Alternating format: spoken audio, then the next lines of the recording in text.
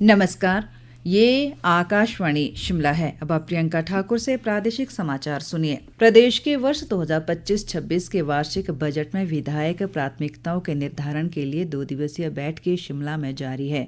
ये बैठकें मुख्यमंत्री सुखविंदर सिंह सुक्खू की अध्यक्षता में हो रही है। आज दूसरे दिन शिमला, मंडी, ऊना, हमीरपुर और सिरमौर जिले के विधायकों के साथ बैठक आयोजित की जा रही है। मुख्यमंत्री सुखविंदर सिंह सुक्खू ने कल कांगड़ा, कुल्लू और किन्नौर जिलों के विधायकों की प्राथमिकता बैठक की अध्यक्षता करते हुए कहा कि प्रदेश सरकार द्वारा वित्त वर्ष 2024-25 के दौरान नाबार्ड से 903 करोड़ 21 लाख रुपए की 127 परियोजनाएं स्वीकृत करवाई जा चुकी हैं। दूसरे सत्र के दौरान सोलन, चंबा, बिलासपुर और लाहौल स्पीति जिलों के विधायकों ने भी अपनी प्राथमिकताएं प्रस्तुत की। इस अवसर पर मुख्यमंत्री ने कहा कि राज्य सरकार सभी विधानसभा क्षेत्रों में समान रूप से विकास कार्य कर रही है और सभी प्राथमिकताओं को पुनः अधिमान दिया गया है। वह बिना किसी भेदभाव के नाबार्ड को संस्तुति दी गई है। सुखविंदर सिंह सुक्खू ने अधिकारियों को विधायक प्राथमिकता की डीपीआर तैयार करते समय फॉरेस्ट क्लियरेंस व गिफ्ट डीड की औपचारिकताओं को समयबद्ध पूरा करने के निर्देश दिए। इस बीच भाजपा विधायक दल ने इस बार विधायक प्राथमिकता की बैठकों का बहिष्कार किया है। विपक्ष के नेता जयराम ठाकुर ने प्रदेश सरकार पर आरोप लगाते हुए कहा कि मुख्यमंत्री पहले अपने 2 साल के कार्यकाल का ब्यौरा दे। उन्होंने अधिकारियों पर झूठे आंकड़े प्रस्तुत करने का भी आरोप लगाया।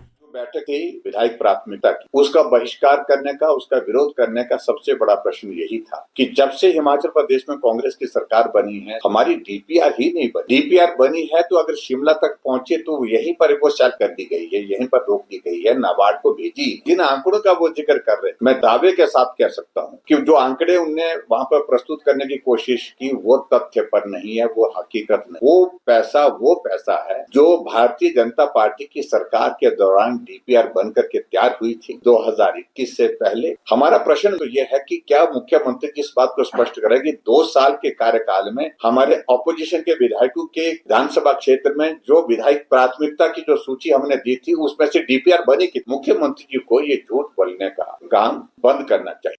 केंद्रीय रेल मंत्री अश्वनी वैष्णव ने कहा है कि केंद्र सरकार ने वित्त वर्ष 2025-26 में रेलवे के लिए 252,000 करोड़ का बजट रखा है, जिसमें हिमाचल के लिए 2,716 करोड़ रुपए का बजट प्रावधान किया गया है। उन्होंने कहा कि प्रदेश के 4 स्टेशनों को अमृत स्टेशन अभियान के तहत अमृत स्टेशन बनाया जाएगा। अश्वनी वैष्णव ने बताया कि इस वित्त वर्ष में पूरे देश में 230 स्टेशनों को अमृत स्टेशन बनाया जाएगा और 116,000 करोड़ रेलवे सुरक्षा के लिए खर्च किए जाएंगे। मुख्यमंत्री सुखविंदर सिंह सुक्खू ने राज्यों में प्राकृतिक खेती में किसानों के पंजीकरण के लिए कल शिमला में सरल फॉर्म लॉन्च किया। किसान ऑनलाइन या ऑफलाइन माध्यम से ये फॉर्म भर सकेंगे। मुख्यमंत्री ने कहा कि इच्छुक किसान अब इस फॉर्म को भरकर आसानी से प्राकृतिक खेती से जुड़ सकते हैं। उन्होंने कहा कि यह फॉर्म प्रदेश की सभी पंचायतों में किसानों को वितरित किए जाएंगे। इससे राज्य में वर्ष 2025-26 में प्राकृतिक खेती को और अधिक बढ़ावा मिलेगा।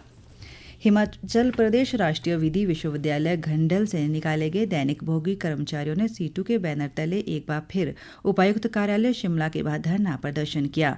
इनका आरोप है कि कर्मचारियों को गैरकानूनी तरीके से बगैर नोटिस के निकाला गया है। सीटू जिला शिमला के अध्यक्ष कुलदीप सिंह ने कहा कि इस विश्वविद्यालय में 64 कर्मियों को नौकरी से बाहर निकाला गया है। सीटू ने चेतावनी दी है कि अगर उनकी नौकरी को बहाल नहीं किया जाता है तो पूरे प्रदेश में आंदोलन किया जाएगा। हिमाचल प्रदेश के अंदर जो लॉ यूनिवर्सिटी घंडल के अंदर है, उस यूनिवर्सिटी के अंदर जो कार्यरत जो मजदूर है, जो पिछले लंबे समय से वहाँ पर काम कर रहे हैं, उन मजदूरों को कानूनी प्रक्रिया जो अपनानी पड़ती थी वहाँ के प्रशासन के द्वारा, कोई कानूनी प्रक्रिया नहीं अपनाई गई। वहाँ पर जो काम करने वाला मजदूर है, उस मजदूर के जो देश के जो श्रम कानून के द्वारा जो अधिकार उसको प्राप्त है, उन अधिकारों को कुचलते हुए उन मजदूरों को जो है नौकरी से निकाला गया। ये सारा का सारा मामला जो है लेबर डिपार्टमेंट का मामला है। उसको हस्तक्षेप करके जो है जो 64 मजदूर जो है नौकरी से निकाले हैं, उनकी नौकरी को जो है बहाल करना चाहिए। राजधानी शिमला से प्रदेश के अधिकतर भागों में आज बादल छाए हुए हैं। हालांकि जनजातीय जिला किन्नौर की ऊंची चोटियों पर सुबह से ही हल्की बर्फबारी हो रही है। मौसम विभाग ने आगामी 24 घंटों के दौरान प्रदेश की ऊंची चोटियों पर हिमपात जबकि कहीं कहीं वर्षा की संभावना के साथ शीतलहर चलने और मैदानी इलाकों में घने कोहरे की भी चेतावनी दी है।